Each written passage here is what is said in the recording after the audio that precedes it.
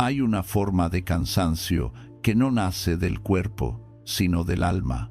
No es la fatiga de haber trabajado mucho, sino la de haber estado demasiado tiempo disperso. Te sientas frente a lo que importa, y aún así, tu mente se escapa como agua entre los dedos. Un pensamiento que no pediste, una notificación que no necesitabas, una preocupación que se disfraza de urgencia. Y entonces aparece esa sensación amarga. Quiero concentrarme, pero no puedo. Como si tu voluntad se hubiese vuelto débil, como si te faltara algo que otros parecen tener de manera natural. Pero no te falta nada. Lo que ocurre es más simple y más serio. Tu mente ha dejado de pertenecerte por completo. No porque seas incapaz, sino porque has permitido, poco a poco, que el ruido ocupe el lugar que antes era tuyo. Y el ruido no siempre es exterior. A veces, el ruido es esa conversación interna que repite lo mismo, ese juicio constante sobre lo que deberías estar haciendo, ese miedo sutil a perderte algo, esa impaciencia por resultados inmediatos. Todo eso habla dentro de ti como una multitud, y cuando una multitud habla, la verdad se vuelve difícil de escuchar. Los antiguos lo sabían. No necesitaban pantallas para comprender que el ser humano se distrae con facilidad. Ellos también sintieron el tirón de la inquietud, el deseo de escapar de lo que duele, la tendencia a posponer lo que exige carácter. Y sin embargo, dejaron un recordatorio severo y liberador. No es el mundo el que decide tu estado interior. Es tu juicio sobre el mundo. No es el ruido lo que te derrota, es tu rendición ante él. Porque el ruido siempre existirá, de una forma u otra. La pregunta es si tú vas a vivir como un ciudadano de tu propia mente o como un extranjero que pide permiso para entrar. Imagina tu interior como una fortaleza, no una prisión, sino un lugar firme, un territorio que se gobierna desde la razón y se protege con virtud. Cada día, esa fortaleza recibe asedios, demandas, opiniones ajenas, tentaciones pequeñas que parecen inofensivas, urgencias que se anuncian como si fueran inevitables. Y tú, sin darte cuenta, abres la puerta una y otra vez. No porque seas malo, sino porque estás cansado. Y cuando estás cansado, confundes lo fácil con lo correcto. Prefieres la distracción porque alivia, aunque solo sea por un instante. Prefieres el ruido porque te evita la tarea de estar contigo mismo. La mayoría de las personas no teme al silencio por lo que el silencio es, sino por lo que el silencio revela. En el silencio no hay anestesia, no hay aplausos, no hay excusas.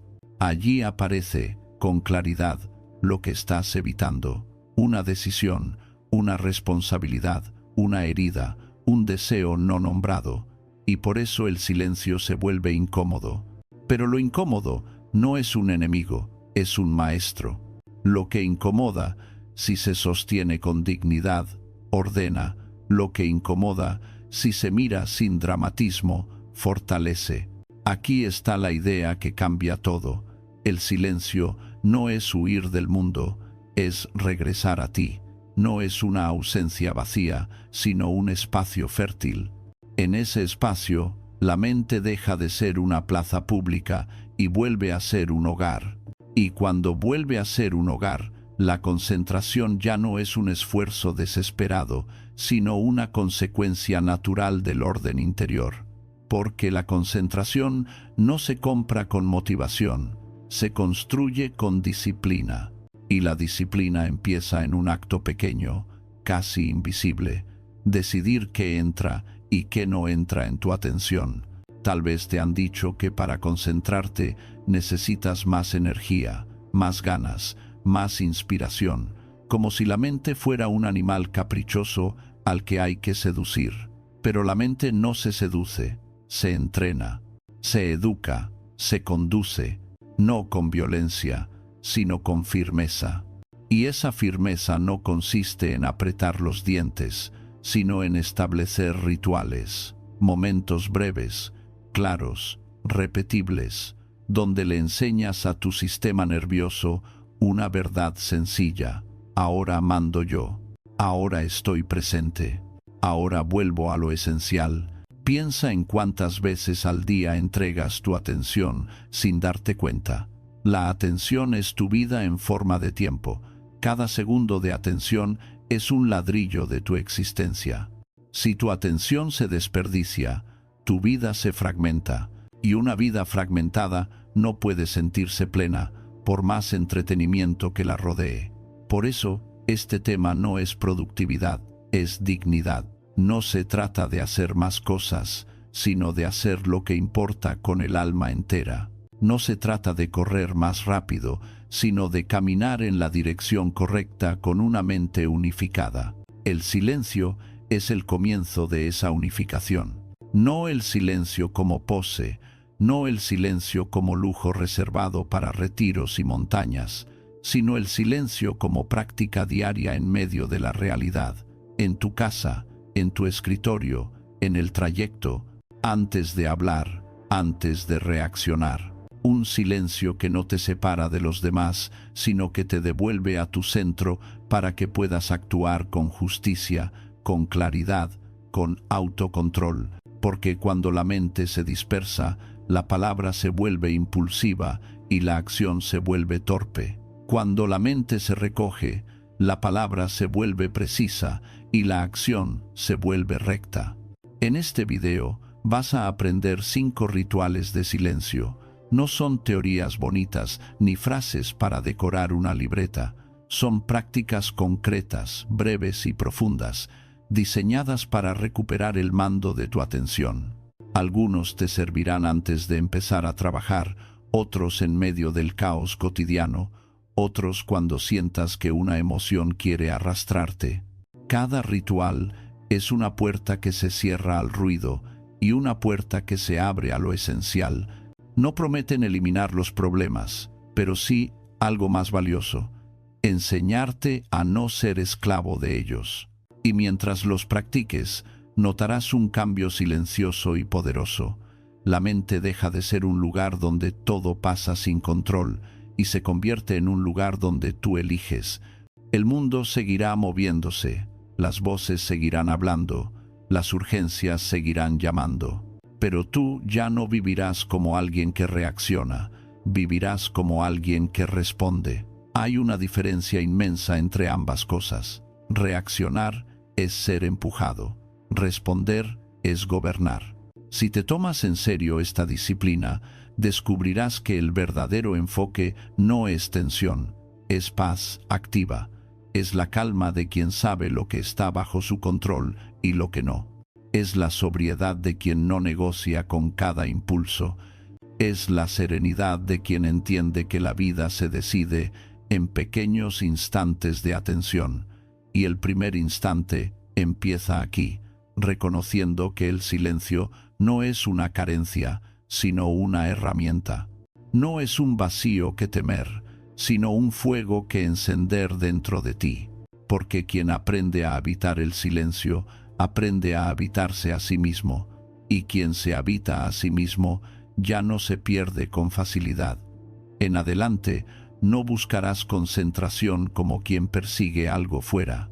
La construirás como quien restaura una casa, con paciencia, con constancia, con respeto por tu naturaleza y, sobre todo, con una decisión que no necesita ruido para ser firme: la decisión de volver.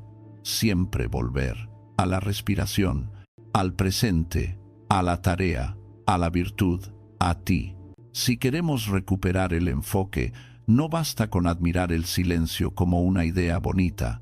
Hay que identificar con precisión aquello que lo vuelve necesario, porque el enemigo de la concentración no suele presentarse como enemigo. Llega disfrazado de normalidad, de solo un momento, de me lo merezco, de esto también es importante. Y así, día tras día, la mente se acostumbra a vivir en un estado de interrupción permanente, sin verlo como una pérdida, hasta que un día te sorprendes incapaz de sostener una sola cosa con plenitud. La dispersión moderna tiene una particularidad. No se parece al desorden evidente, sino a una organización falsa. Parece actividad, pero es agitación. Parece información, pero es saturación. Parece conexión, pero es dependencia. Y en ese paisaje, el mayor error es creer que el problema está fuera, como si la concentración dependiera únicamente de un ambiente silencioso o de un horario perfecto. Eso sería cómodo, porque te permitiría culpar a las circunstancias, pero no es verdad. Lo decisivo ocurre dentro. La mente se extravía no porque el mundo sea ruidoso, sino porque ha aprendido a obedecer cualquier tirón. Piensa en esto con sobriedad. Cada vez que saltas de una cosa a otra, estás entrenando una identidad. Te estás diciendo, no puedo quedarme, y el cerebro, que aprende por repetición, lo convierte en hábito. No se trata solo de perder tiempo, se trata de perder mando. La atención es el timón de la vida. Cuando no la gobiernas, no avanzas, derivas. Y lo peor de la deriva es que, mientras ocurre, te convences de que estás eligiendo. La distracción te da una ilusión de libertad, pero en realidad te está llevando de la mano. Hay tres fuerzas que suelen ocupar el interior como si fuera territorio sin dueño. La primera es la urgencia. Lo urgente es el tirano que grita. No necesita ser importante, solo necesita parecer inmediato. La urgencia te arrebata el criterio. Hace que abandones lo esencial para atender lo que hace más ruido. Y cuando actúas así repetidamente, tu mente aprende una regla peligrosa: lo que grita, manda.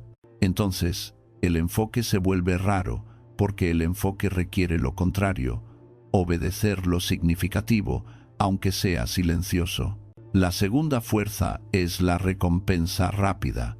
No es un monstruo, es un dulce. Cada pequeño estímulo te ofrece una satisfacción instantánea. Mirar, deslizar, responder, comprobar. Son acciones diminutas que no exigen esfuerzo, y por eso se vuelven tentación constante. El problema no está en que existan, sino en que ocupen el lugar de lo que sí exige temple. Cuando lo fácil se convierte en refugio, lo difícil se convierte en amenaza. Y entonces el trabajo profundo, la lectura exigente, la conversación honesta contigo mismo, te parecen demasiado pesados. No porque sean imposibles, sino porque te has desacostumbrado a la paciencia. La tercera fuerza es la interpretación. Esta es la más sutil, porque no viene del exterior. Es esa voz interna que comenta todo, que convierte cada sensación en una historia, que juzga tu rendimiento en tiempo real. Si te sientes cansado, la mente interpreta, no puedo. Si algo tarda, interpreta, no vale la pena. Si surge una incomodidad, interpreta, necesito escapar. Así, la mente no solo recibe estímulos, los traduce en veredictos. Y un veredicto repetido se convierte en destino. No es el hecho el que te rompe la concentración, es el significado automático que le atribuyes. Por eso, para recuperar el enfoque, la batalla principal no es contra el mundo, sino contra el automatismo interior. No puedes controlar lo que aparece, pero sí puedes entrenarte en cómo responder. No puedes impedir que haya ruido, pero sí puedes impedir que el ruido se convierta en ley. Aquí, la disciplina se vuelve noble. No es un castigo, es un acto de soberanía. Es decirte, no todo lo que reclama mi atención merece mi obediencia. Esa frase, si se vuelve hábito, cambia tu vida. Hay un indicador claro de que la mente está ocupada. La dificultad para estar en una sola cosa sin sentir ansiedad. Cuando la mente está colonizada por interrupciones, la quietud se interpreta como pérdida. Te sientes inquieto si no hay estímulo. Te sientes culpable si no respondes. Te sientes vacío si no estás consumiendo algo. Es como si el interior necesitara ruido para justificar su existencia. Pero el interior no necesita ruido, necesita orden. Y el orden no se consigue añadiendo más cosas, sino separando, distinguiendo, escogiendo. La clave es aprender a distinguir entre lo que depende de ti y lo que no depende de ti. No como una frase de manual, sino como una práctica diaria que reduce la fricción mental. Depende de ti, tu intención, tu esfuerzo, tu atención, la calidad de tu respuesta. No depende de ti la opinión ajena, la velocidad del mundo, la cantidad de estímulos disponibles, la conducta imprevisible de los demás. Cada vez que intentas controlar lo que no depende de ti, tu mente se fractura. Cada vez que vuelves a lo que sí depende de ti, tu mente se unifica. El enfoque es la forma visible de esa unificación. No es casual que la dispersión venga acompañada de irritación. Cuando la mente está repartida, cualquier contratiempo parece más grande, cualquier demora parece una ofensa, cualquier comentario parece un ataque. La atención fragmentada vuelve frágil el carácter.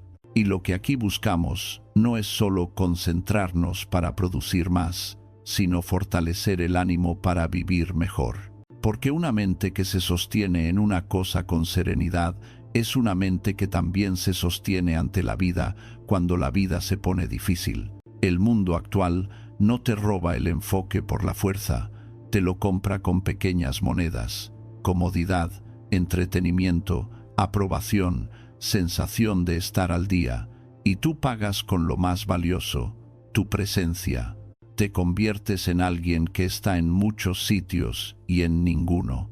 En cambio, la mente disciplinada hace lo contrario, renuncia a lo superfluo para ganar lo esencial. No necesita verlo todo, no necesita opinar de todo, no necesita responder a todo. Sabe que la verdadera riqueza es poder estar entero donde estás. La distracción, en el fondo, es una forma de huida. A veces huimos de la tarea porque exige esfuerzo. A veces huimos de nosotros mismos porque exige honestidad. A veces huimos del presente porque el presente no ofrece la recompensa inmediata a la que nos hemos acostumbrado. Pero huir no elimina nada, solo lo pospone, y lo pospuesto suele regresar con más peso. Por eso, el enfoque no es un capricho productivo, es un acto de valentía cotidiana, es quedarte, es soportar el primer impulso de escapar sin obedecerlo, es aprender a no negociar con cada tentación. Ahora bien, saber esto no basta si no se traduce en conducta. El conocimiento sin práctica se convierte en ruido, y ya tenemos suficiente ruido. Lo que necesitamos son gestos concretos, repetibles, que reeduquen el sistema. Por eso, lo siguiente no serán consejos vagos, sino rituales. Los rituales son pequeñas leyes privadas, compromisos breves que tú cumples aunque nadie te vea. Son la manera de convertir una intención en una estructura, y una estructura, con el tiempo, se convierte en carácter. A partir de aquí, vamos a empezar a cerrar puertas, no por miedo al mundo, sino por respeto a tu mente. Vamos a crear un umbral antes del trabajo, un instante donde recuperas el mando y declaras, ahora entro. Porque si no eliges tú el inicio, el mundo lo elegirá por ti. Y cuando el mundo elige por ti, lo que sigue suele ser una cadena de reacciones. El primer ritual será eso, un gesto breve que marca el límite, como un guardia que se planta en la entrada de tu fortaleza y decide, con calma, qué pasa y qué no pasa. Hay un momento decisivo que casi nadie respeta, el instante anterior a empezar. Es ahí donde se pierde o se gana el enfoque. No cuando ya estás dentro del trabajo, cuando ya estás luchando con la fatiga o con la tentación, sino justo antes, en ese umbral silencioso donde tu mente todavía es moldeable. La mayoría cruza ese umbral de cualquier manera, arrastrando consigo el ruido del día, la prisa, la última conversación, el impulso de mirar solo un segundo lo que brilla en la pantalla. y luego se sorprende de no poder sostener una sola tarea. Pero la mente no se transforma de golpe, se prepara. El enfoque no aparece por magia, se convoca. El primer ritual es el más simple y, por eso mismo, el más poderoso: levantar una frontera. 7 minutos que no le pertenecen al mundo. 7 minutos en los que no produces nada visible y, sin embargo, construyes lo que sostiene toda producción: claridad, dirección, dominio. Si te parecen pocos, mejor. Si te parecen demasiado, también mejor. La eficacia de este ritual no está en impresionar a nadie, sino en establecer una ley interior. Antes de actuar, me gobierno. La idea es crear un cierre de puerta consciente, porque cuando no cierras la puerta, cualquiera entra: la urgencia ajena, el capricho del momento, el miedo disfrazado de curiosidad. Y tu atención, que debería ser una herramienta noble, se convierte en un pasillo por donde circula todo sin permiso. La frontera de 7 minutos sirve para lo contrario, para recuperar la autoridad sobre tu entrada al trabajo, como si dibujaras una línea en el suelo y te dijeras con seriedad tranquila: a partir de aquí, solo pasa lo esencial. No necesitas un lugar perfecto, solo necesitas un gesto claro. Empieza por retirar del alcance lo que te gobierna sin que lo notes. El teléfono no es un demonio, pero en tu mano puede ser un rey. No le concedas el trono. Ponlo lejos, fuera del campo de visión, idealmente en otra habitación. No para castigarte, sino para recordarte que tu mente no está en alquiler.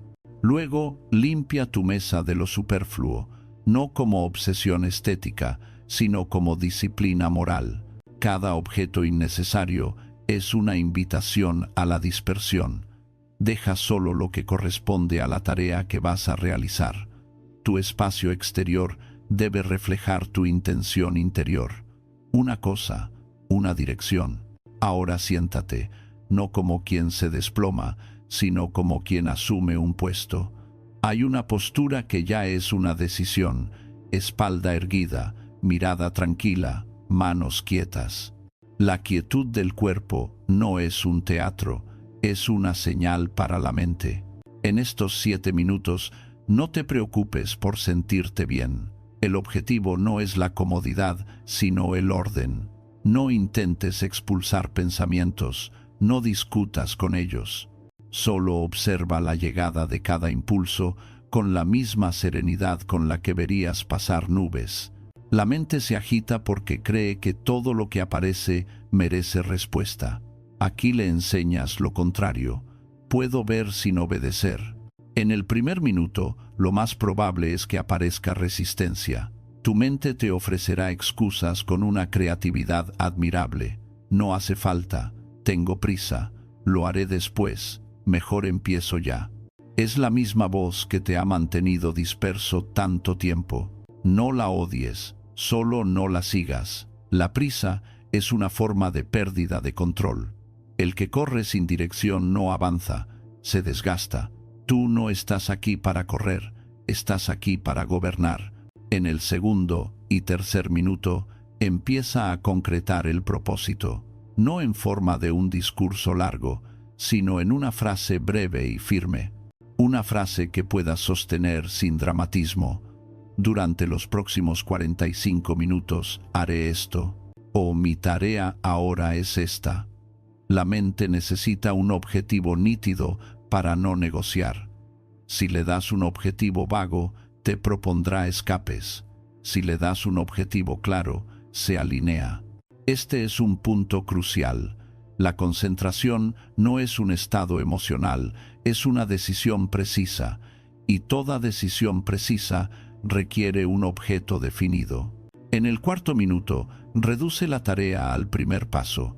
No pienses en la montaña, piensa en el siguiente paso. La mente se dispersa cuando siente que lo que viene es demasiado grande. El primer paso desactiva el miedo, porque el primer paso es manejable.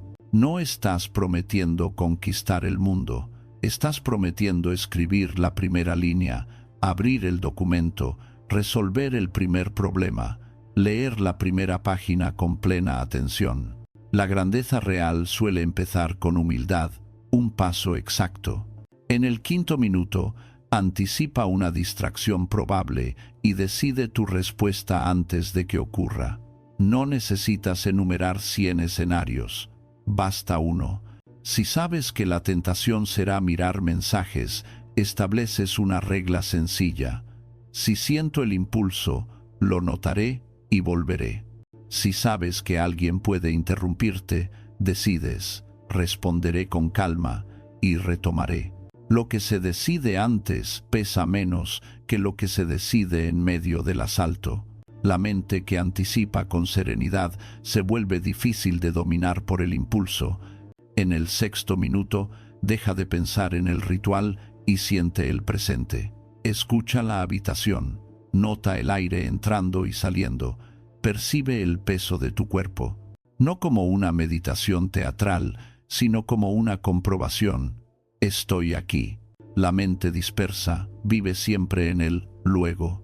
La mente enfocada se instala en el ahora sin perder su dirección. Esta presencia no es pasividad, es la base de la acción correcta. En el 7.º minuto, haces algo que parece pequeño, pero es una declaración. Empiezas sin ceremonia. Abres la tarea y entras, como un soldado que cruza una puerta con firmeza y no mira atrás. En ese instante, el mundo queda fuera, no porque haya desaparecido, sino porque has decidido tu prioridad. Ese es el sentido profundo del umbral. No te protege del mundo, te protege de tu propia dispersión. Este ritual funciona porque crea un contraste. La mente aprende por contraste. Si pasas de ruido a trabajo sin transición, llevas el ruido contigo. Si creas un espacio intermedio, la mente entiende que hay un cambio de estado. Los 7 minutos son el aviso. Ahora cambia la ley, y con la repetición diaria, esa ley se vuelve natural. No te costará tanto entrar en profundidad. No necesitarás tanto tiempo para arrancar. El enfoque empezará a llegar antes, como un animal que ya conoce el camino a casa. No subestimes la fuerza de lo breve. La disciplina no se mide por lo espectacular, sino por lo constante. 7 minutos al día no parecen heroicos, pero son una victoria silenciosa. Son la prueba de que no eres un esclavo de lo inmediato. Son el gesto con el que recuperas el timón antes de navegar. Y cuando gobiernas el inicio, gobiernas más de lo que imaginas del resto. A partir de aquí, todo se vuelve más posible, porque ya no dependes de que el entorno sea perfecto o de que la motivación aparezca. Dependerás de una estructura que tú mismo has elegido. Y esa estructura no es rígida, es liberadora. Te da un lugar desde el que actuar con claridad. Te enseña que la mente no necesita ser perseguida, necesita ser guiada. En el siguiente paso iremos todavía más hondo, porque una frontera ayuda a entrar, sí, pero dentro del trabajo el oleaje continúa. Pensamientos, emociones, impulsos. Para sostener la calma activa y mantener la mente unida, hace falta un ancla inmediata, algo que esté siempre disponible, incluso en medio del caos. Ese ancla no es una idea complicada, es algo que llevas contigo desde el nacimiento y que, sin embargo, casi nunca usas como herramienta de gobierno: la respiración. Una vez que cruzas el umbral y entras en la tarea, descubres una verdad incómoda. El mundo no se queda quieto porque tú hayas decidido enfocarte. Dentro de ti siguen apareciendo oleajes. La mente propone atajos, fabrica preocupaciones, recuerda asuntos pendientes, proyecta escenarios. Y cuando ese oleaje crece, lo primero que suele romperse es la continuidad. Empiezas, te interrumpes, vuelves, te vuelves a interrumpir. No es falta de inteligencia, es falta de ancla. Para sostener el enfoque, no basta con entrar bien. Hace falta algo que puedas usar en el instante exacto en que te estás perdiendo, algo tan cercano que no dependas de herramientas externas. Ese algo está contigo siempre, incluso cuando no lo mereces, incluso cuando no lo aprecias. La respiración. La respiración es humilde y por eso la subestimamos. La tratamos como un ruido de fondo, como algo automático que no necesita atención. Pero precisamente por ser automática, es poderosa. Es la puerta más rápida entre el desorden y el gobierno interior. Cuando tu mente se dispersa, tu cuerpo lo revela. Cambia el ritmo, cambia la tensión, cambia la postura. Y si tú aprendes a tocar el cuerpo con intención, la mente responde, no por magia, sino por naturaleza. No estás separado de ti mismo, eres un sistema. Quien quiere gobernar su mente sin atender a su cuerpo, pretende dirigir un ejército, ignorando el terreno. Este ritual es el aliento del emperador, no porque sea grandilocuente, sino porque establece autoridad. El emperador verdadero no es el que manda sobre otros, es el que se manda a sí mismo. Y gobernarse empieza por dominar lo más inmediato, el ritmo interno. No se trata de respirar bonito ni de lograr un estado místico. Se trata de usar el aliento como un instrumento de disciplina, una orden suave que devuelve la mente al presente y la libera de la tiranía del impulso. El método es sencillo: 4 tiempos, una cadencia estable. Inhalas con calma durante 4 segundos. Mantienes el aire 4 segundos sin tensión. Exhalas durante 4 segundos, como quien suelta una carga. Y al final, haces una pausa de 4 segundos antes de volver a inhalar. Es un cuadrado, una figura simple, una ley clara. Si 4 segundos no se adaptan a ti, lo importante no es el número exacto, sino la proporción y la intención. Inhalar, sostener, soltar, descansar. Un ritmo que no corre, un ritmo que no se apresura, un ritmo que te recuerda que tú eliges la velocidad a la que vives. En cuanto lo practiques, notarás algo. La mente, que suele correr hacia el futuro o rumiar el pasado, empieza a tener menos espacio para la fuga. No porque hayas prohibido pensar, sino porque has ocupado el centro con algo real. La respiración no es una idea, es un hecho, y los hechos se estabilizan. Cuando te anclas en un hecho físico, la imaginación pierde su dominio. Es como volver a poner los pies en el suelo después de haber flotado en un sueño inquieto. Mientras haces este ciclo, hay una actitud esencial. No luches contra lo que aparece. Si surge una preocupación, no la empujes. Si llega una imagen, no la persigas. Solo nómbrala interiormente con neutralidad, como quien reconoce un visitante sin abrirle la casa. Pensamiento, miedo, plan, recuerdo, y vuelve al aliento. El acto de volver es la victoria. No la ausencia de distracción, sino la capacidad de regresar. Una mente fuerte no es la que nunca se dispersa, es la que vuelve sin drama. Este ritual se vuelve aún más eficaz si lo conectas con una frase breve, una sentencia que funcione como estandarte, no para motivarte, sino para orientarte. Algo sobrio, aquí, ahora, o una cosa, o haz lo correcto. Esa frase no es poesía, es dirección. Cuando el impulso te arrastra, no necesitas un discurso, necesitas una brújula. Y la respiración, acompañada de una brújula, crea un corredor directo hacia la calma activa. Hay un momento dentro del trabajo en el que este ritual se vuelve imprescindible, cuando surge la fricción. La fricción es inevitable. Aparece cuando algo no sale a la primera, cuando el texto no fluye, cuando el problema no se resuelve, cuando sientes que estás tardando demasiado. En ese momento, el enemigo se disfraza de eficiencia y te susurra: cambia de tarea, mira otra cosa, haz algo más fácil, recompénsate un segundo. Pero esa voz no quiere ayudarte, quiere aliviarte. y el alivio instantáneo suele tener un precio. Te roba el hilo. Cuando sientas esa fricción, no negocies con el impulso. Haz 3 ciclos de respiración, solo 3. 12 inhalaciones en total. Es poco, pero es suficiente para romper el hechizo de la urgencia. Durante esos ciclos, vuelve a sentir el cuerpo, especialmente el aire saliendo. La exhalación es la parte crucial, porque es el gesto de soltar. Soltar la tensión en la mandíbula, en los hombros, en el vientre. Soltar la exigencia de que todo sea fácil. Soltar la queja silenciosa. No te estás rindiendo, te estás liberando de lo que te hace torpe. Este ritual también te enseña algo más profundo. No tienes que obedecer cada emoción. La emoción llega como un mensajero, no como un rey. Puede informar, pero no debe gobernar. Cuando respiras con intención, le dices a tu sistema: te veo, pero decido yo.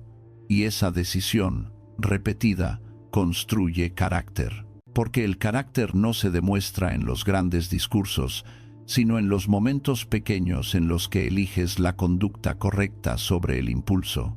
Con el tiempo, notarás un cambio sutil. Tu foco será menos frágil, no porque desaparezcan las distracciones, sino porque ya no te asustan. Sabrás que tienes una herramienta inmediata para regresar. Y esa seguridad transforma la relación con el trabajo.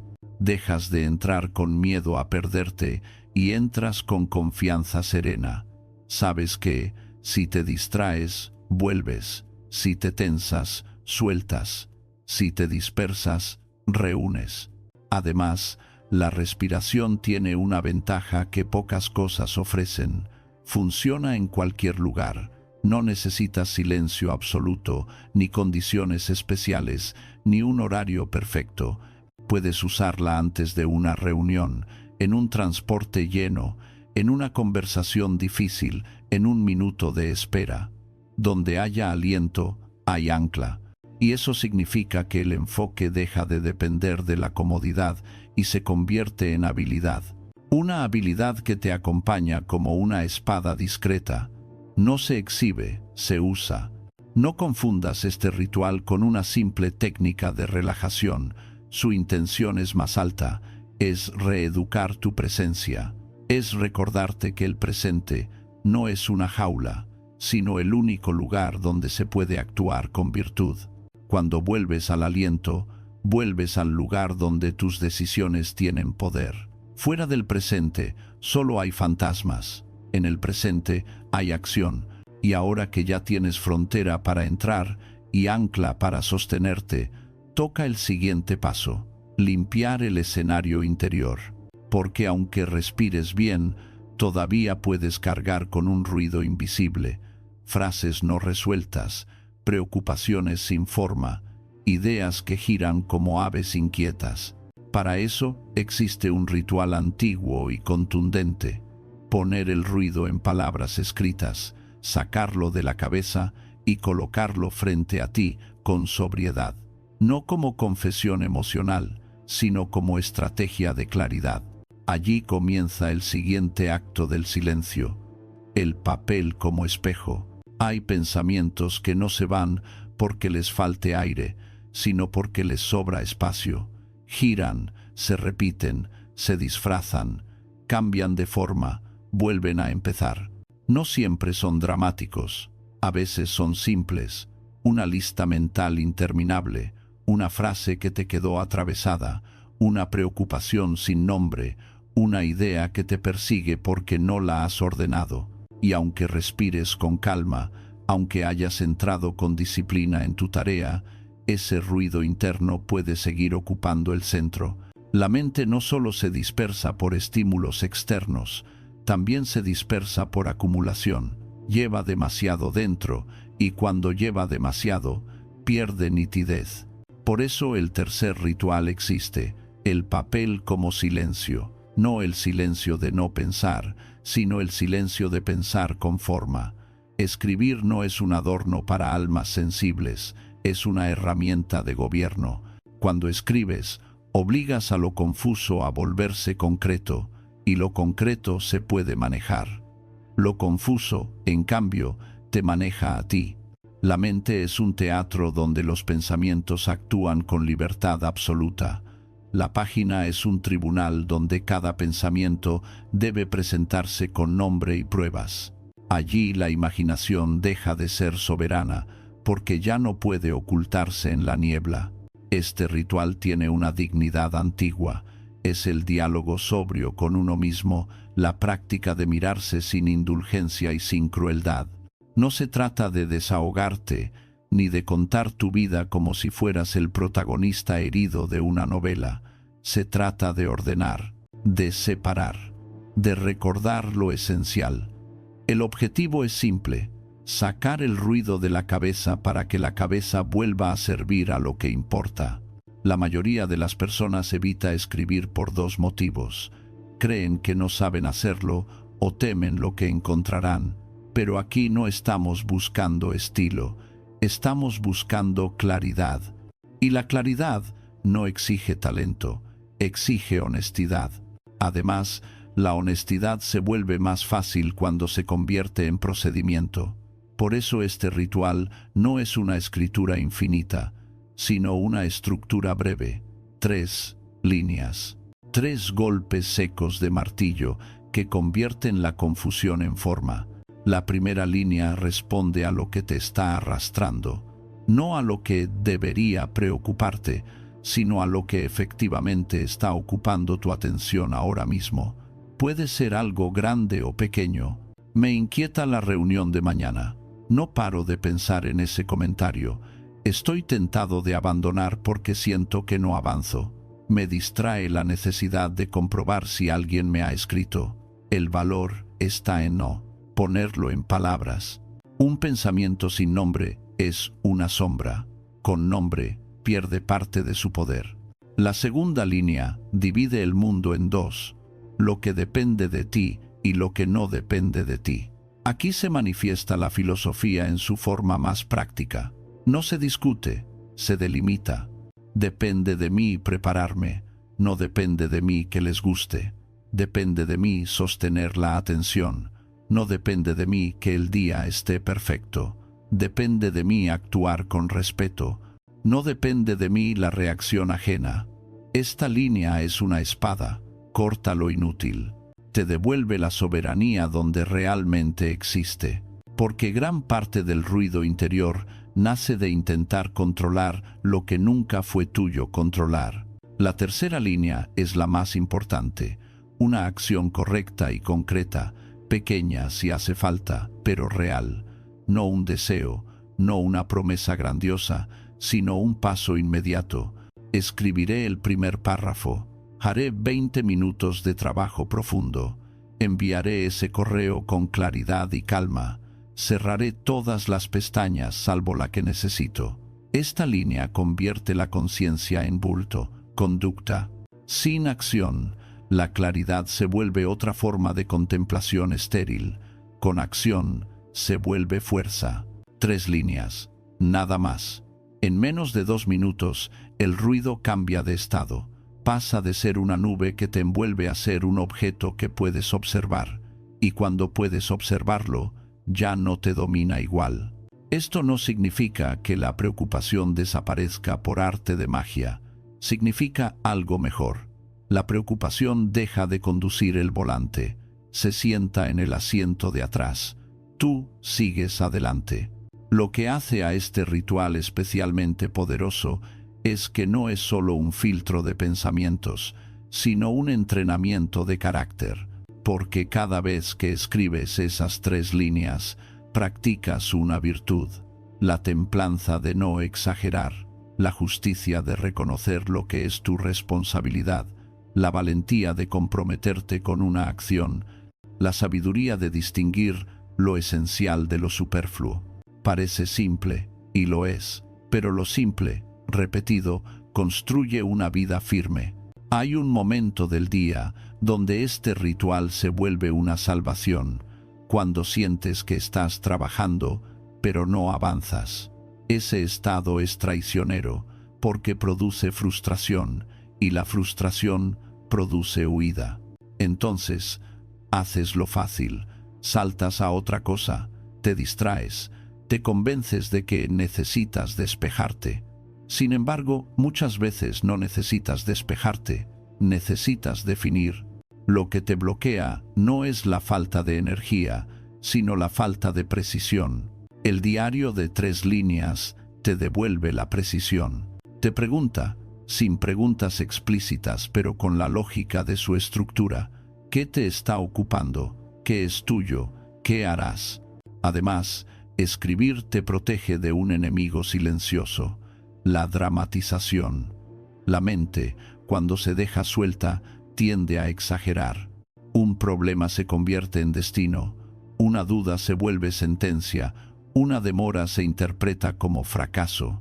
Al escribir, el drama se vuelve ridículo, porque el papel exige concreción. Estoy perdido, no sirve. No sé cuál es el siguiente paso, si sirve. Y al convertir el drama en detalle, ya estás resolviendo. La claridad empieza en el lenguaje.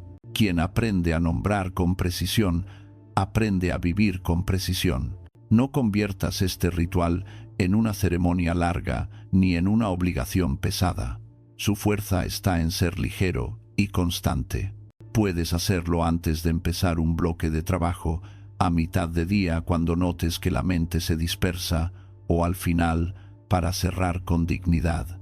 Lo importante no es el momento exacto, sino el compromiso de usarlo cuando el ruido suba, porque el ruido subirá.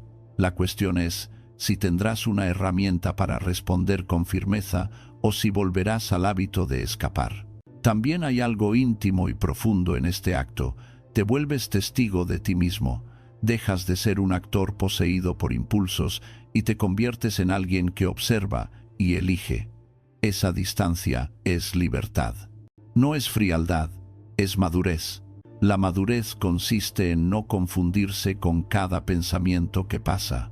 Tú no eres la multitud de ideas en tu cabeza, tú eres la parte que puede ordenarlas. Y cuando esa parte se fortalece, el enfoque se vuelve más estable, porque ya no estás intentando concentrarte con una mente llena de asuntos no nombrados. Has despejado el centro, has puesto cada cosa en su lugar. Lo que no controlas fuera, lo que controlas dentro, lo que debes hacer delante. Entonces el trabajo se simplifica, no porque sea fácil, sino porque es claro. Aún así, hay un desafío que permanece. La vida no te ofrece siempre un escritorio, un papel, una habitación tranquila. A veces estás rodeado de gente, de sonidos, de movimiento, y allí aparece la excusa perfecta. Ahora no puedo, pero precisamente ahí es donde se mide tu fortaleza interior. Si tu enfoque depende del silencio externo, entonces no es enfoque, es comodidad. El siguiente ritual te enseña lo contrario. Cómo volver a ti en medio de la multitud, cómo crear un segundo de silencio dentro del ruido, sin huir, sin aislarte, sin convertirte en alguien rígido. Un retorno breve, pero decisivo, que transforma cualquier lugar en un entrenamiento. Hay una prueba silenciosa que determina si tu enfoque es una virtud o un simple privilegio, lo que haces cuando no tienes condiciones favorables. En casa, con tu mesa limpia y el mundo lejos, es fácil creer que has conquistado la atención. Pero la vida no se organiza para facilitarte la serenidad. La vida te mezcla con la gente, con el movimiento, con el ruido, con lo inesperado. Y ahí, en medio de esa corriente, aparece la tentación más peligrosa. Rendirte sin darte cuenta, convertirte en un ser que funciona por reflejos, obedeciendo estímulos como si fueran órdenes. Muchos viven así, no por falta de inteligencia, sino por falta de entrenamiento. Se acostumbran a que el exterior dicte el interior. Este ritual existe para lo contrario, no para que te vuelvas frío ni distante, sino para que dejes de ser vulnerable. Se llama silencio en la multitud, porque no depende de que el entorno se calle, depende de que tú recuerdes tu centro. Es breve, casi imperceptible desde fuera, y justamente por eso es poderoso. Dura 60 segundos. Un minuto que no cambia el mundo, pero cambia tu posición ante el mundo. Un minuto que te devuelve el mando antes de que la dispersión se convierta en carácter. La idea es simple: volver al cuerpo para recuperar la mente, volver a lo real para escapar de lo imaginario. La multitud, los sonidos, las conversaciones ajenas, la prisa, pueden rodearte, pero no tienen por qué gobernarte. Tu interior es una fortaleza móvil, no un lugar fijo. No necesitas escapar a un rincón para ser dueño de ti. Puedes ser dueño de ti en el metro, en una cola, en un pasillo lleno, en una cafetería, antes de una reunión, incluso mientras esperas un ascensor. La disciplina verdadera no se demuestra cuando todo es cómodo, sino cuando eliges la presencia en un entorno que te invita a la fuga. Empieza por detenerte sin dramatismo. No necesitas quedarte inmóvil como una estatua, basta con reducir la velocidad interior. Si estás caminando, suaviza el ritmo durante unos pasos. Si estás sentado, deja de moverte por un instante. Deja que tus manos descansen. Relaja la mandíbula, que a menudo se tensa sin que lo notes. La mandíbula tensa es una declaración de guerra contra el mundo. La mandíbula suelta es un signo de gobierno. Endereza la espalda lo suficiente para que tu cuerpo recuerde que no está derrotado. Esta postura no es estética, es moral. Te colocas como alguien que se respeta. Luego lleva la atención a los pies. Nota el contacto con el suelo. Si estás de pie, siente el peso repartido, el apoyo, la estabilidad. Si estás sentado, siente el apoyo en el asiento y la base de los pies en el suelo. Lo importante es volver a la sensación física más elemental: gravedad, apoyo, presencia. La mente se dispersa hacia el futuro o hacia el pasado. El cuerpo siempre está aquí. Al tocar el cuerpo con atención, vuelves a casa sin necesidad de decirlo. En ese contacto hay una autoridad tranquila. No estoy perdido en pensamientos, estoy en la realidad. Después, abre la percepción, pero sin aferrarte a nada. Permite que los sonidos lleguen como llegan. Una puerta que se cierra, un motor, voces, pasos, una risa, una llamada por megafonía. No los juzgues, no los conviertas en molestia. El juicio es lo que enciende el conflicto. El sonido es solo sonido. Cuando aprendes a oír sin comentar, el ruido deja de ser agresión y se convierte en parte del paisaje. No estás intentando que el entorno cambie, estás entrenando tu capacidad de no reaccionar. Ese entrenamiento te hace libre. Ahora, realiza un gesto interior que parece infantil y, sin embargo, es decisivo. Nombra mentalmente 3 cosas que ves: una luz, una pared, una persona pasando, un cartel, una taza, una ventana. Solo 3. Sin historia, sin interpretación, sin juicio. La mente se atasca cuando construye narraciones, se libera cuando vuelve a lo concreto. Nombrar lo visible con sencillez es como tirar del hilo que te saca del laberinto. A continuación, nombra 2 cosas que oyes y, por último, una cosa que sientes en el cuerpo: el aire en la nariz, el peso en los pies, la tela en la piel. En menos de 1 minuto, has reunido tu atención, como quien recoge una bandera caída y la vuelve a elevar. Este ritual también sirve para cortar un impulso antes de que crezca. A veces el impulso es mirar el móvil para matar el tiempo. A veces es responder con irritación a un comentario. A veces es empezar a imaginar lo peor antes de entrar en una sala. En esos momentos, el minuto de silencio es una interrupción sagrada. No es represión, es elección. Reconoces el impulso, lo dejas pasar como una ola y vuelves a tu base. La base no es la emoción del momento, la base es tu criterio. Cuando vuelves al criterio, El mundo deja de moverte con tanta facilidad. Hay una elegancia especial en esta práctica. No necesitas que nadie lo sepa. No estás representando calma, estás cultivándola. Puedes hacerlo de pie en el metro mientras el vagón se balancea. Puedes hacerlo con una sola respiración profunda mientras esperas a que te atiendan. Puedes hacerlo justo antes de responder a un mensaje que te ha picado el orgullo. En una cafetería, en lugar de perderte en la pantalla, puedes dedicar 60 segundos a volver a ti y luego retomar lo que importa con un ánimo más limpio.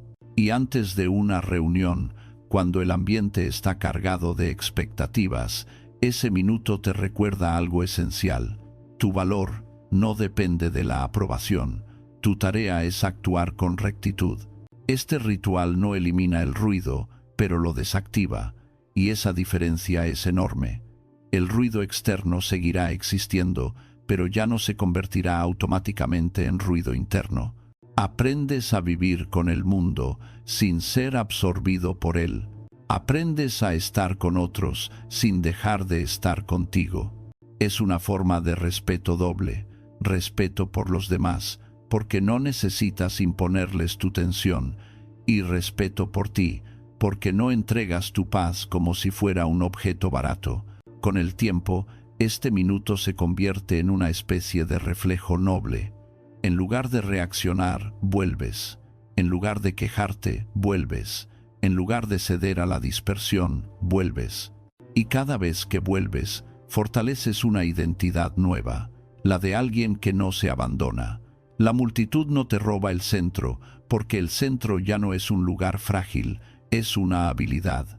Una habilidad que se entrena como se entrena la fuerza, con repeticiones pequeñas, constantes, discretas. La ventaja más grande de esta práctica es que te devuelve el presente en momentos que antes estaban perdidos. Esos fragmentos del día que parecían tiempo muerto se convierten en terreno de entrenamiento.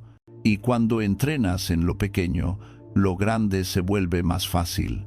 La mente que aprende a reunirse en un pasillo ruidoso también sabrá reunirse cuando llegue una dificultad mayor. La mente que aprende a respirar bajo presión también sabrá pensar con claridad cuando algo salga mal. Aún así, hay una última capa del dominio interior que no depende de lo que ocurre en el momento, sino de lo que puede ocurrir después. Muchas distracciones nacen del miedo a lo imprevisto, de la sensación de que cualquier obstáculo te romperá el ritmo. Para esa fragilidad existe un ritual más profundo, un gesto de preparación sobria, imaginar la dificultad antes de que llegue, no para angustiarte, sino para no ser sorprendido. El siguiente paso es ese, un silencio que mira al futuro con serenidad, ensaya la respuesta correcta y al hacerlo, le quita poder al azar. La mayoría de las personas pierde el enfoque no en lo difícil, sino en lo inesperado. Empiezan bien, se prometen constancia, incluso se sienten fuertes durante un rato, y de pronto algo interrumpe. Un mensaje, una llamada, un error, una demora, una emoción que no habían previsto. Y ahí se rompe el hilo. No porque el obstáculo sea invencible, sino porque llega como sorpresa. La sorpresa es el arma del caos. Cuando te sorprenden, reaccionas. Y cuando reaccionas, cedes el mando. Por eso existe este ritual, el silencio que prepara. No es pesimismo ni paranoia, es lucidez. Es mirar el día con la serenidad de quien sabe que la vida trae fricción y, aún así, decide actuar con rectitud. Los antiguos lo entendían de forma brutalmente práctica. Si esperas que todo salga fácil, te vuelves débil. Si aceptas que habrá obstáculos, te vuelves estable. No se trata de imaginar desgracias para amargarte, sino de ensayar la respuesta correcta para no ser arrastrado por el primer golpe. Este ritual tiene un nombre austero, premeditación del obstáculo. Es una disciplina interior en la que, durante un minuto o dos de silencio, Te permites ver con claridad qué puede desordenarte hoy y decides de antemano cómo vas a responder. El futuro, cuando se anticipa con calma, pierde parte de su veneno. Lo incierto no desaparece, pero deja de gobernarte. Y entonces el enfoque se vuelve menos frágil, porque ya no depende de que el camino esté libre, depende de tu capacidad de mantener la dirección, aunque el camino se ensucie. El primer paso es reconocer una verdad incómoda. No solo te distraen las cosas agradables, también te distraen las cosas que temes. La preocupación es una forma de dispersión. Te arranca del presente y te coloca en un escenario imaginario donde todo puede salir mal. Y como tu mente no distingue con facilidad entre lo vivido y lo imaginado, el cuerpo reacciona, la tensión sube, el impulso de escapar aparece. Entonces buscas alivio rápido, y el alivio rápido suele ser distracción. De ese modo, el miedo y el placer se alían para robarte la atención. Este ritual rompe esa alianza. En silencio, eliges 3 obstáculos probables, no 3 catástrofes, sino 3 interrupciones reales que conoces bien, porque se repiten. Puede ser que te escriban mientras trabajas. Puede ser que tu mente pida recompensa fácil cuando se aburra. Puede ser que aparezca cansancio y surja la tentación de posponer. Puede ser que alguien te interrumpa en casa. Puede ser que un error te frustre. Elige 3 con honestidad, sin dramatizar. La intención no es asustarte, sino quitarles el disfraz. Cuando nombras al enemigo, deja de parecer invencible. Luego haces algo que cambia el juego. Ensayas la respuesta correcta en una frase breve para cada obstáculo. No una teoría, no una promesa grandiosa, sino una orden interior clara, casi militar. Si llega un mensaje, no respondo hasta terminar este bloque. Si aparece la incomodidad, respiro 3 ciclos y sigo con el siguiente paso. Si me interrumpen, respondo con calma y vuelvo al punto exacto donde estaba. Si surge frustración, convierto el error en información y ajusto. Cada respuesta es una valla que pones antes de que el impulso corra libre. No esperas a tener fuerza en el momento, construyes la fuerza antes. Aquí se revela una distinción esencial. El obstáculo no es un accidente en tu camino. El obstáculo es parte del camino. No hay día limpio, no hay vida sin fricción. La fricción es el lugar donde se entrena la virtud. Si el enfoque fuese fácil, no sería mérito, sería una casualidad, pero el enfoque es mérito precisamente porque se sostiene frente a la presión. Cada vez que la vida intenta sacarte de tu dirección y tú vuelves sin resentimiento, estás construyendo una estabilidad que nadie puede regalarte. Este ritual también te protege de otra trampa, creer que necesitas sentirte inspirado para concentrarte. La inspiración es inestable, viene y va, pero tú no puedes permitir que tu vida dependa de lo que viene y va. La premeditación del obstáculo te enseña a funcionar con serenidad incluso cuando no hay brillo. Te prepara para la parte ordinaria, para el día sin música, para el trabajo que no da aplausos. Y esa preparación es una forma de respeto por tu propio propósito. Hay algo más profundo aún. Al anticipar el obstáculo, separas la dificultad de tu identidad. Muchas personas, cuando algo sale mal, lo interpretan como un juicio sobre sí mismas. Soy incapaz, no sirvo, siempre me pasa. Esa interpretación te destruye el enfoque porque te roba dignidad. En cambio, cuando practicas este ritual, el obstáculo deja de ser un juicio y se convierte en un evento. Un evento no te define. Solo te ofrece una oportunidad de actuar con virtud, y tú eliges. Esa elección es libertad. La belleza de esta práctica está en su sobriedad. No es optimismo vacío ni autoengaño, es una mirada limpia. Hoy habrá fricciones, Yo no me ofenderé por ello. Hoy habrá tentaciones. Yo no discutiré con ellas. Hoy habrá interrupciones. Yo no las convertiré en excusa. Esta sobriedad no te hace duro, te hace estable, y la estabilidad es el suelo del enfoque. Sin estabilidad, cualquier viento te desplaza. Cuando incorporas la premeditación del obstáculo, empiezas a notar que tu reacción cambia. Lo que antes te habría arrastrado, ahora solo te roza. No porque seas invulnerable, sino porque ya no te sorprende. La sorpresa es lo que te hacía perder el hilo. Sin sorpresa, te queda criterio, y con criterio, la tarea vuelve a su lugar. No hay drama, no hay autoinsultos, solo corrección tranquila. Ocurre esto, respondo así, vuelvo. Y si el obstáculo es más grande de lo esperado, la práctica te ofrece otra lección. No necesitas controlar el resultado para controlar tu conducta. Puedes perder un plan y conservar la dignidad. Puedes sufrir una demora y conservar la calma. Puedes sentir cansancio y conservar la disciplina. La vida externa puede ser inestable. Tu interior no tiene por qué serlo. Esa es la fortaleza. Esa es la verdadera independencia. Este ritual es especialmente útil antes de entrar en situaciones que suelen desordenarte.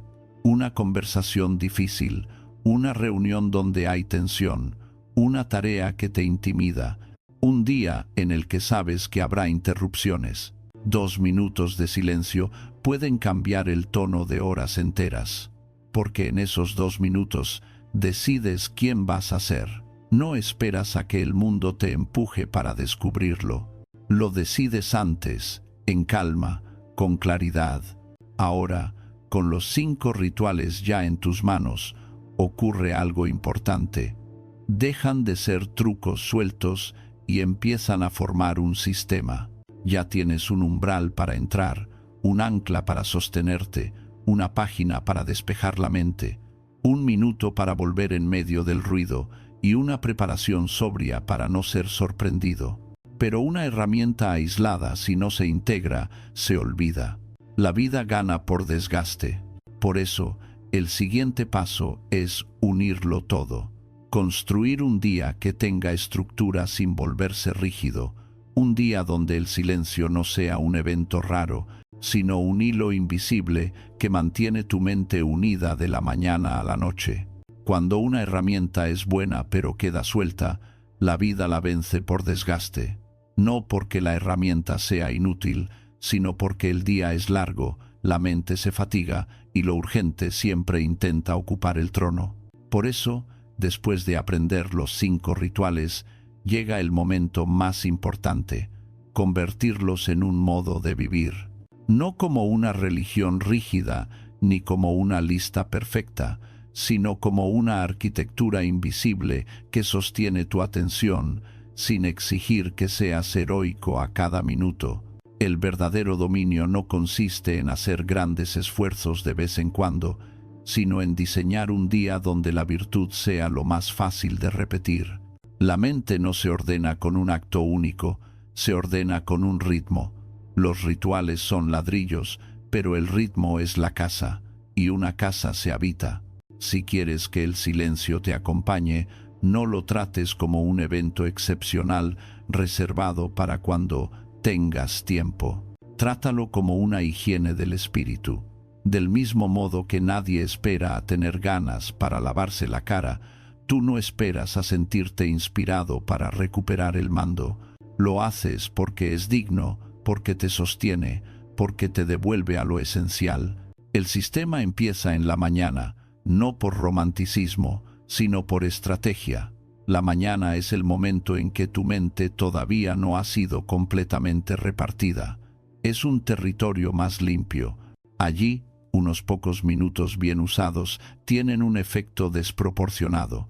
No necesitas levantarte como un monje ni huir del mundo. Solo necesitas marcar el tono. Antes de que el día te pida cosas, te pides algo a ti mismo. Presencia. Ese pequeño acto de prioridad cambia la relación con todo lo que venga después. En la práctica, la mañana puede ser breve y contundente, un umbral para entrar en tu primer bloque importante, aunque sea corto, ese gesto de frontera que separa lo esencial de lo accesorio. Luego, la respiración como ancla, no para sentirte zen, sino para fijar tu velocidad interior. Si empiezas el día acelerado, vivirás como alguien empujado. Si empiezas con una cadencia elegida, vivirás como alguien que responde. El mundo no merece tu precipitación, tu tarea merece tu lucidez. Después llega el corazón del sistema, elegir 1 o 2 bloques de profundidad en el día y protegerlos como se protege una obligación sagrada. No porque el trabajo sea más valioso que la vida, sino porque la vida sin dirección se vuelve ruido. Esos bloques no tienen que ser interminables. De hecho, es mejor que sean realistas, medibles, repetibles. La mente se fortalece con victorias posibles. Un bloque de 45 minutos, uno de 60, uno de 90 si tu realidad lo permite. Lo importante es que, mientras dure, tú vivas bajo una ley simple, una cosa. Cuando entras en esos bloques, no entras como quien se sienta y espera que ocurra el milagro. Entras con un ritual, aunque sea mínimo, unos minutos de umbral y una decisión clara sobre lo que vas a hacer. La claridad, aquí, vale más que la ambición. La ambición sin claridad es ansiedad. La claridad sin ambición es serenidad útil, y la serenidad útil es el suelo donde crece la constancia. A media mañana o al inicio de la tarde, suele aparecer el enemigo más antiguo, la niebla. No una crisis, sino una pérdida de nitidez. Empiezas a saltar, a abrir cosas, a sentir que estás haciendo, pero en realidad te estás disolviendo. Aquí el sistema no te pide fuerza bruta, te pide honestidad. Es el momento perfecto para el papel, 3 líneas que te devuelven estructura, lo que te arrastra, lo que depende de ti, lo que harás ahora, en ese orden, sin adornos. La mente se calma cuando sabe qué hacer, y si no lo sabe, se inventa distracciones para no admitirlo. En los espacios intermedios del día, cuando estás fuera de tu mesa, cuando la vida te coloca en tránsito, en colas, en pasillos, en conversaciones, el sistema se vuelve aún más elegante.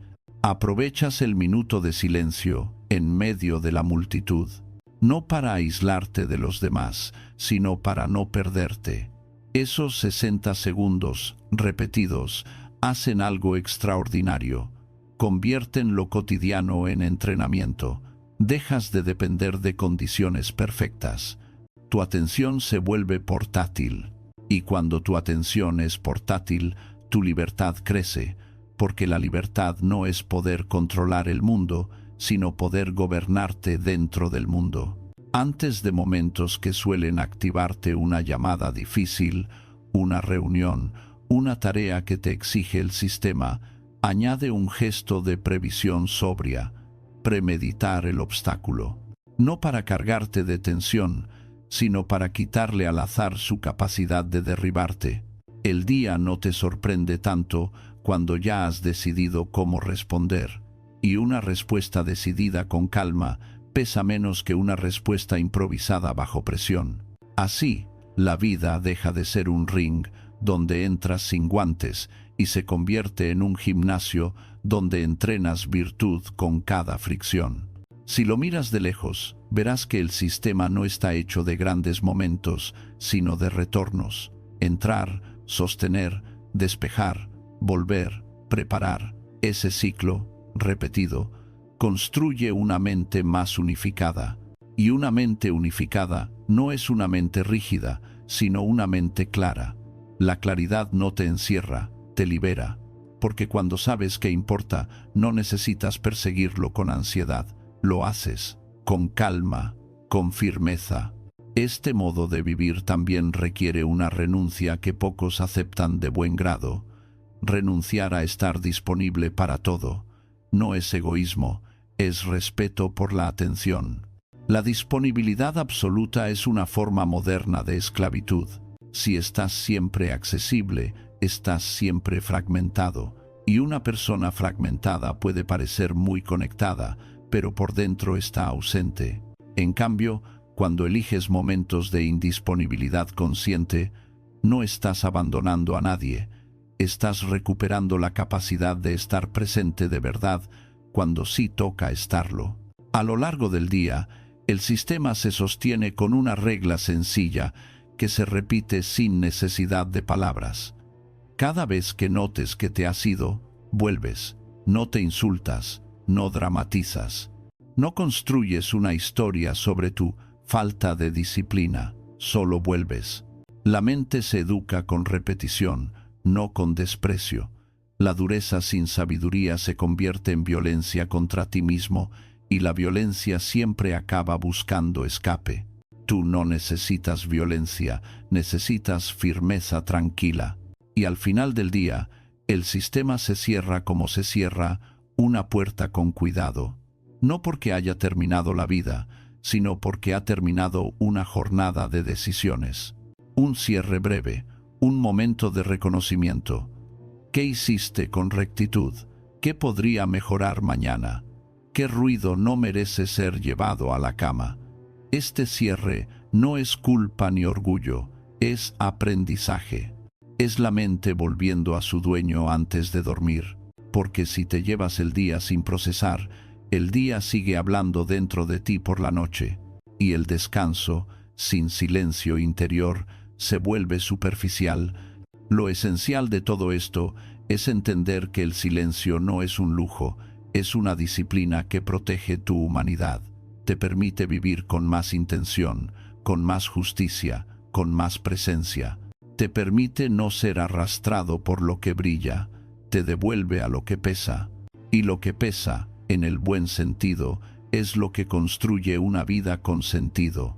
Aún así, incluso con un sistema, habrá fallos, habrá días rotos, días torcidos, días donde lo externo te gane terreno. Eso no invalida nada. La perfección no es el objetivo. El objetivo es la dirección. Y la dirección se sostiene corrigiendo, no castigando. Por eso, el siguiente paso es mirar de frente los errores más comunes, esos que convierten una práctica noble en una carga, y aprender a evitarlos con la misma sobriedad con la que un soldado aprende a no tropezar en el mismo lugar del camino. Ninguna disciplina se rompe por un gran enemigo, se rompe por pequeños descuidos repetidos. No es el día difícil el que te derrota, sino la suma de días en los que te prometiste volver mañana. La mente, como un jardín, no se mantiene sola. Si no la cuidas, el ruido crece sin pedir permiso, y cuando el ruido crece, empieza a parecer normal. Por eso, después de construir un sistema de silencio, toca una tarea sobria, reconocer las trampas que lo debilitan y aprender a sostenerlo sin convertirlo en una carga. La constancia no es un don, es una forma de inteligencia aplicada a tus propias debilidades. El primer error es convertir el silencio en una huida. Hay personas que, al descubrir la paz interior, intentan usarla como refugio permanente, como si el mundo fuese indigno de su serenidad. Se aíslan, se endurecen, confunden calma con distancia, pero la disciplina estoica no tiene como fin escapar de la vida, tiene como fin vivirla mejor.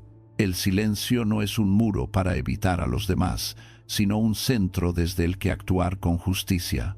Si te vuelves inaccesible por orgullo o por miedo, has cambiado una esclavitud por otra. La fortaleza interior no te separa del mundo, te vuelve más útil dentro de él. El segundo error es exigir un resultado equivocado, una mente vacía. La mente vacía es una fantasía y perseguirla crea frustración. La mente humana genera pensamientos como el corazón late, es su naturaleza. El objetivo no es dejar de pensar, sino dejar de ser arrastrado por lo que piensas. Si te sientas a practicar y aparece una tormenta mental, no es un fracaso, es el material de entrenamiento. Cada vez que vuelves a tu atención, estás fortaleciendo el músculo de la presencia. La disciplina real no consiste en controlar lo que aparece, sino en controlar tu respuesta. Si entiendes esto, te ahorras el veneno de la autoexigencia y conviertes la práctica en algo sostenible. El tercer error es hacer demasiado pronto. La mente moderna, acostumbrada a extremos, quiere soluciones heroicas, quiere rituales largos, cambios radicales, promesas imposibles. Pero la virtud no crece por explosión, crece por repetición. Si hoy intentas hacerlo todo perfecto, mañana estarás agotado y te rendirás. En cambio, si eliges lo mínimo que puedes cumplir incluso en un día malo, te vuelves invencible por constancia. Es preferible 2 minutos diarios sin negociación que 1 hora semanal que siempre se aplaza. Lo breve, cuando es firme, construye una vida. El cuarto error es depender del estado de ánimo. Mucha gente practica cuando se siente motivada y abandona cuando se siente cansada. Pero la motivación es una luz cambiante. Si la sigues, vivirás a merced del clima emocional. La disciplina, en cambio, es un faro.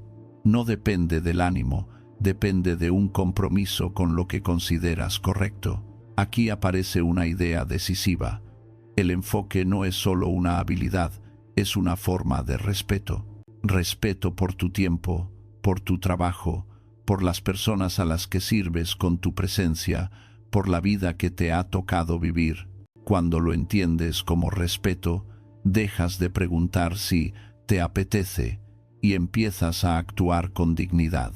El quinto error es medir la práctica por sensaciones y no por conducta. Hoy puedes hacer 1 minuto de silencio y sentirte inquieto. Mañana puedes hacer el mismo minuto y sentirte sereno. Si juzgas la práctica por cómo te sientes, estarás atrapado en una montaña rusa y terminarás abandonando. La medida correcta es otra. ¿Lo hice o no lo hice? ¿Volví o no volví? ¿Respondí con más calma que antes? El progreso verdadero es discreto. Se ve en la velocidad con la que recuperas el hilo, en la cantidad de veces que eliges no obedecer un impulso, en la claridad con la que vuelves a una tarea sin insultarte. Esa es la victoria.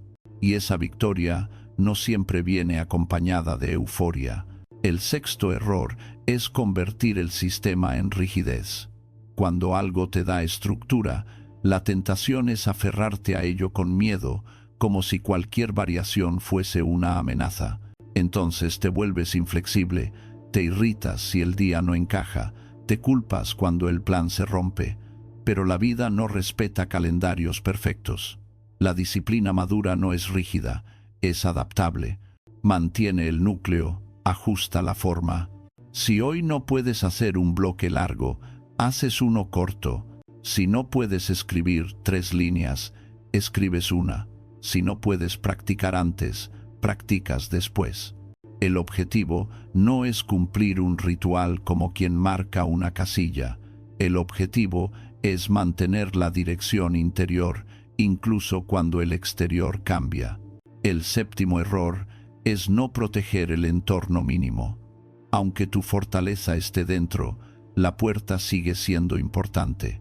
Si mantienes siempre el móvil a tu lado, si trabajas con 10 pestañas abiertas sin necesidad, si te expones voluntariamente al estímulo constante, estás entrenando la dispersión mientras dices querer enfoque.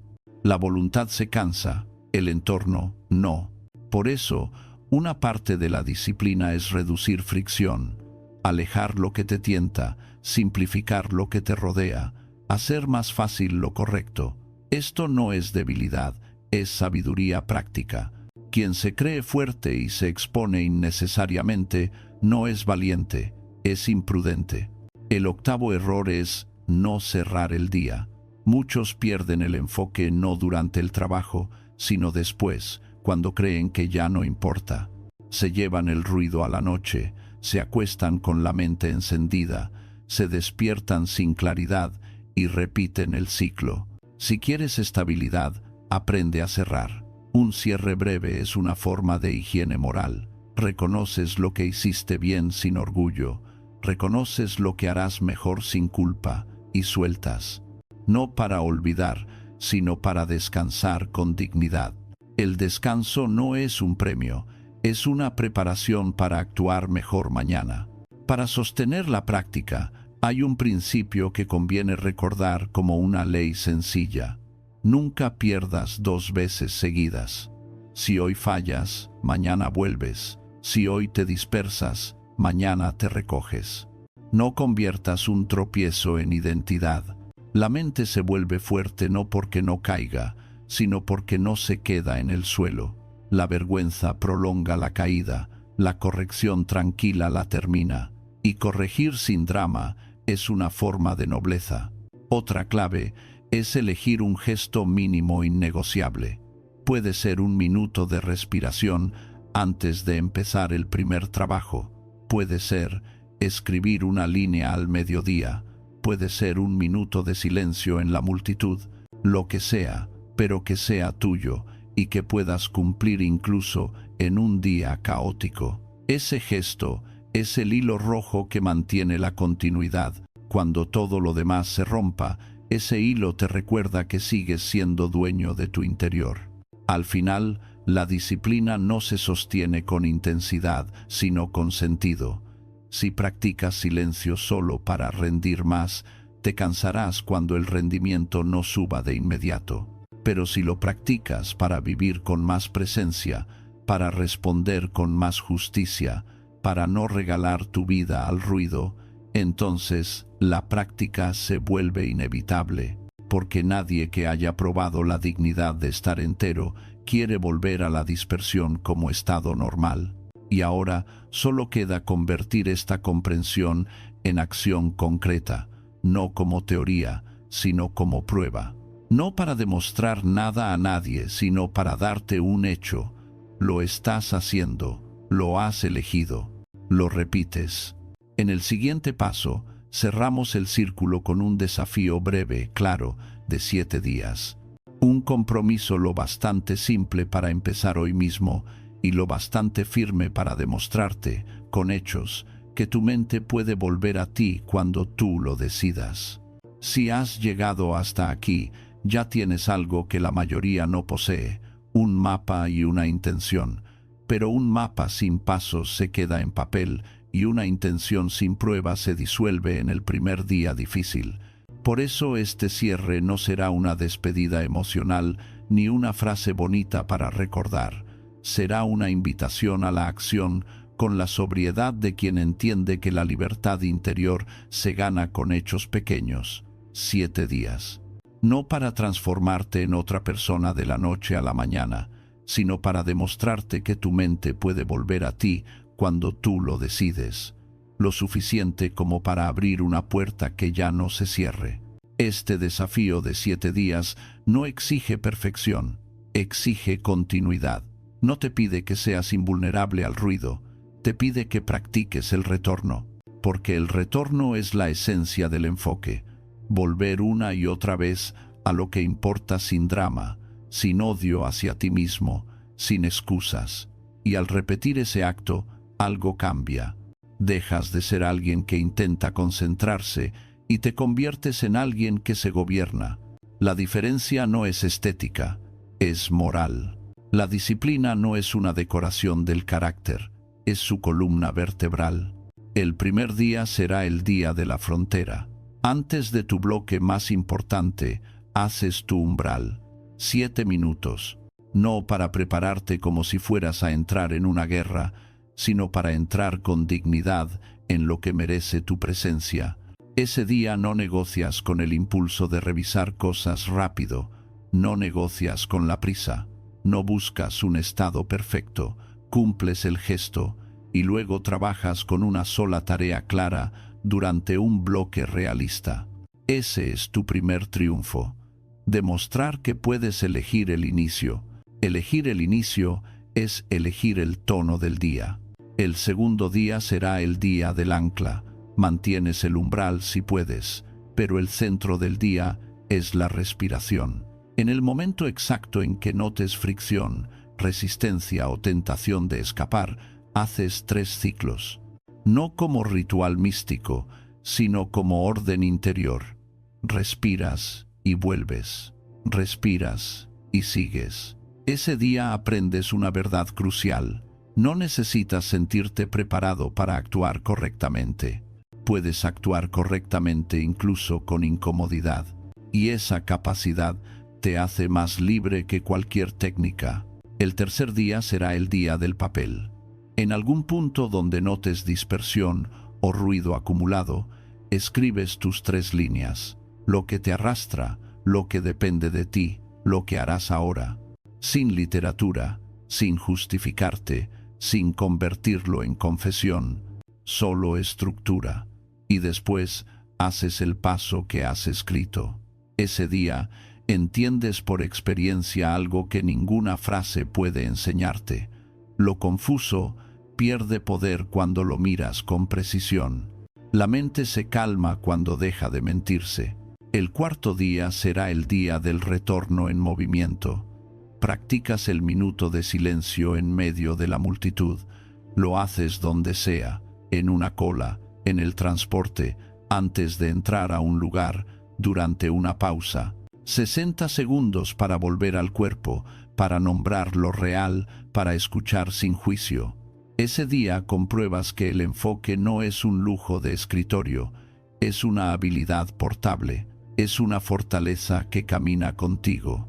Y cuando esa fortaleza camina contigo, el mundo deja de tener la última palabra sobre tu estado interior. El quinto día será el día de la previsión sobria. Antes de un momento que suela desordenarte, premeditas el obstáculo, nombras 3 interrupciones probables y decides tu respuesta breve. No es para sentirte en control del universo, es para no ser sorprendido por tus propios impulsos. Ese día aprendes a respetar la realidad sin rendirte a ella. Aceptas que habrá fricción y eliges la respuesta correcta antes de que la fricción te encuentre. Esto es madurez, actuar desde la razón incluso cuando el azar se presenta. El sexto día será el día del sistema. No practicas todo como una lista pesada, sino como una coreografía ligera, un umbral para entrar en un bloque importante, respiración para sostenerte, 3 líneas si el ruido sube, 1 minuto de retorno en tránsito, premeditación. Si te espera un desafío, ese día sientes el cambio, ya no son herramientas sueltas, es un estilo. No vives a golpes de voluntad, vives con estructura. La estructura no te limita, te libera de decisiones innecesarias. Te quita el peso de negociar contigo mismo cada hora. El séptimo día será el día del cierre y la identidad. Cierras la jornada con un gesto breve. Reconoces sin orgullo lo que hiciste bien y sin culpa señalas una cosa a mejorar. No necesitas escribir un manifiesto. Basta una frase, luego sueltas el día. Porque un día que no se suelta se convierte en ruido nocturno, y el ruido nocturno te roba el mañana. Ese cierre tiene un propósito más alto: consolidar una identidad. La identidad de alguien que no se abandona, alguien que corrige, vuelve y continúa. Si cumples estos 7 días, incluso de forma imperfecta, habrás ganado algo enorme. Evidencia. Evidencia de que la dispersión no es tu naturaleza inevitable, sino un hábito que se puede deshacer. Evidencia de que tu atención no es un accidente, sino una elección entrenable. Evidencia de que el silencio no es un lugar lejano, sino un acto que puedes ejecutar en cualquier momento. Esa evidencia vale más que la motivación, porque la motivación es frágil. La evidencia construye confianza serena. Y cuando tengas esa confianza, aparecerá una pregunta silenciosa que no necesita ser pronunciada.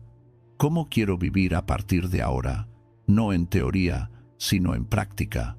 Porque si has visto que puedes volver, Ya no puedes fingir que estás completamente a merced del ruido.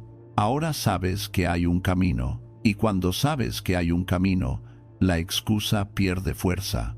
No por culpa, sino por claridad. Este es el punto donde la disciplina se convierte en filosofía vivida.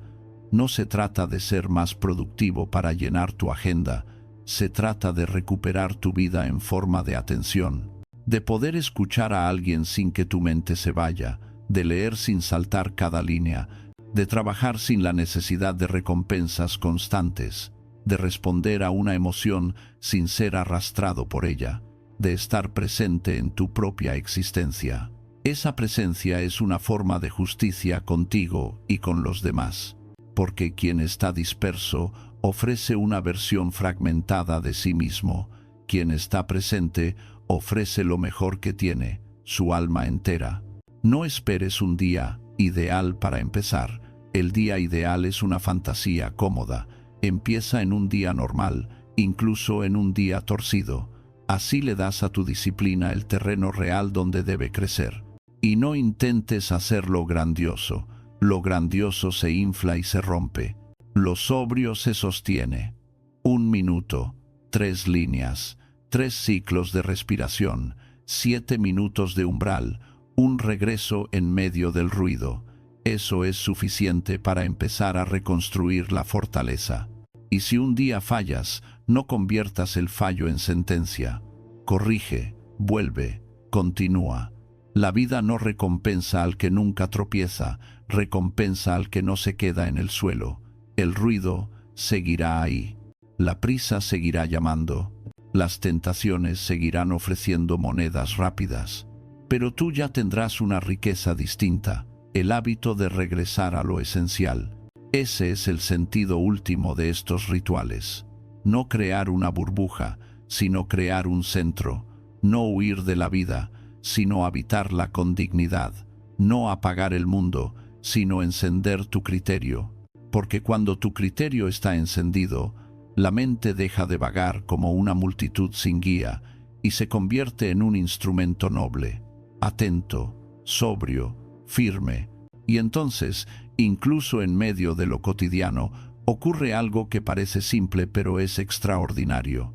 Empiezas a vivir como quien posee su propio tiempo, como quien se pertenece, como quien entiende que la paz no es un regalo del exterior, sino una conquista silenciosa del interior.